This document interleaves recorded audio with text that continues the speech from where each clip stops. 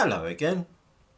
I spoke yesterday about one possible cause of the huge discrepancies between the health and material wealth of black people and white, not only in this country but also in the United States.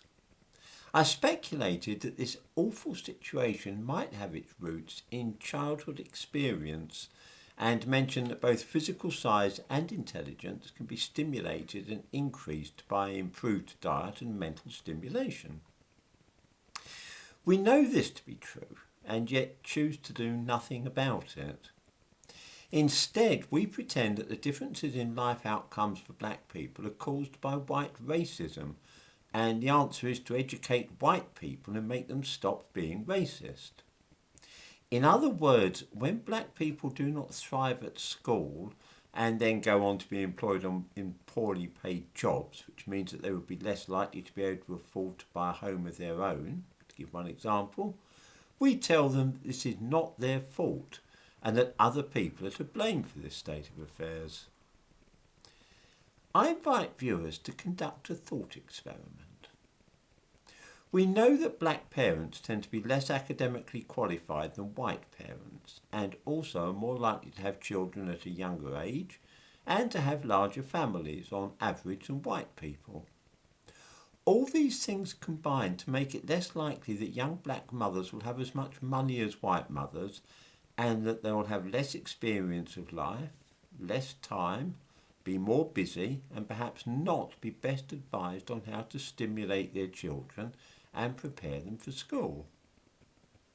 Working class black parents are also less likely to have a lot of books in the home than are white middle class parents.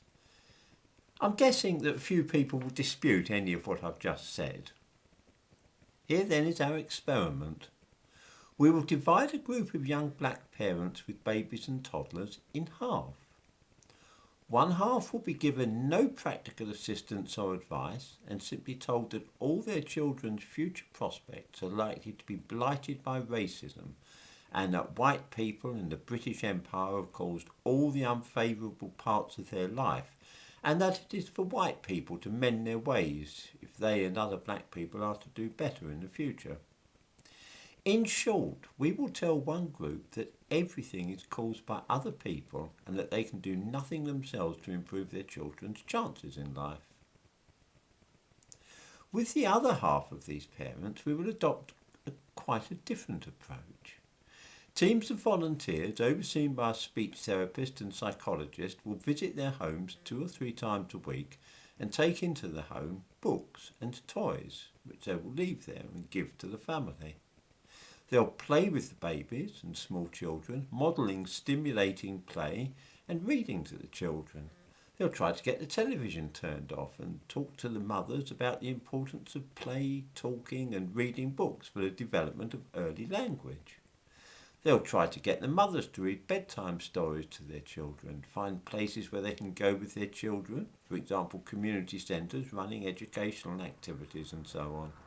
In other words, they will try to get those young mothers to give their kids the kind of early stimulation which middle-class white parents often provide. The speech therapist will also visit each week and so will a psychologist to give specifically tailored advice on childhood development. When those children start school, their outlook will be immeasurably improved. We know that this kind of thing works. One only has to look at the American No Child Left Behind scheme, which raises achievement for children throughout the whole of their school life by striking at a particularly crucial stage in their development. Here's a question. This is our thought experiment. Which group of children do viewers think will be more likely to succeed in school and therefore throughout their lives? The ones whose parents thought everything was hopeless, or the ones whose parents were encouraged to think that their children's success or failure lay in their own hands? I know this kind of thing works because I've seen it with my own eyes. I've been involved in 2 such projects, one in Holloway and the other in Hackney. They were very expensive and funding was only for a short time, but the long-term results were astonishing.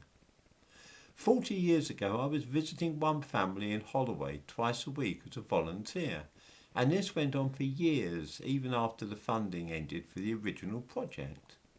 The family were from one of the smaller Caribbean islands, and they were referred because one of the children had a speech delay, language delay. I'm still in touch with those children, and I visit the cousin of that original group of children regularly, even now that she has a child of her own. Her daughter may be seen in the thumbnail to this video. One funny thing is that the children used to call me Cousin Simon because the parents wouldn't let them just call me by my Christian name, and Mr. Simon was a little too formal. The mother whose child I am now visiting was a cousin of the children I was working with, and she used to spend a lot of the time at the house as well. I used to take her to the park along with her cousins. She told me recently that until adolescence she honestly thought that I was her cousin and never stopped to think about the difference in skin colour. I still call her cousin, her name, and she refers to me to her child as Cousin Simon. The reason for this long personal anecdote is to point out that if enough money were to be put into projects of this kind, then the gaps in academic achievement at school between black children and white could certainly be narrowed and in time perhaps eliminated. This is the case even if there is a slight difference in average IQ between black people and white. That extra intensive stimulation could increase the intellectual ability of the black children. When a child is read to regularly and parents talk to their children and play with them, this makes a physical difference to the brain. There's actually more neurons, more white matter. In the same way that lack of such activities also affects brain development and can leave the brain physically stunted. It must ideally be done before the age of 2, and so we're talking about a huge operation involving thousands of people.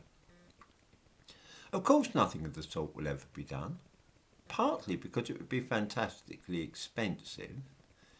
Then too, people might complain if such intense effort were to be expended only on black children. It would have to be only black children, because when the American No Child Left Behind programme has been running for a while, it was found that the achievement of the black children academically had definitely been raised. The problem was that of the white children had also been raised, and so the gap remained. If we wish to eliminate that achievement gap, then we must focus only on black children. Left-wingers wouldn't go for anything of this kind because they like to have a client group whom they can keep as pets and whom they know will vote for them. They get those votes by claiming to be the only ones sticking up for black people against racism, and so it would not be in their interest for the material condition of black people to improve.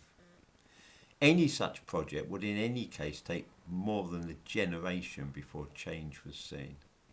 I have myself seen the effects of this kind of thing, but then I've been working on it for 40 years now. Not many political initiatives last that long. In short, here is something that would actually work, and all the evidence suggests it would be a brilliant scheme, and it will never be done. So instead we'll just fall back on the old nonsense about racism being the cause of it all.